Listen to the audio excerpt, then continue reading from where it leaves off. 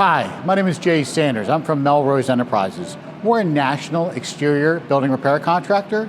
I'd like to bring to you this complex video case study of an active parking garage restoration project.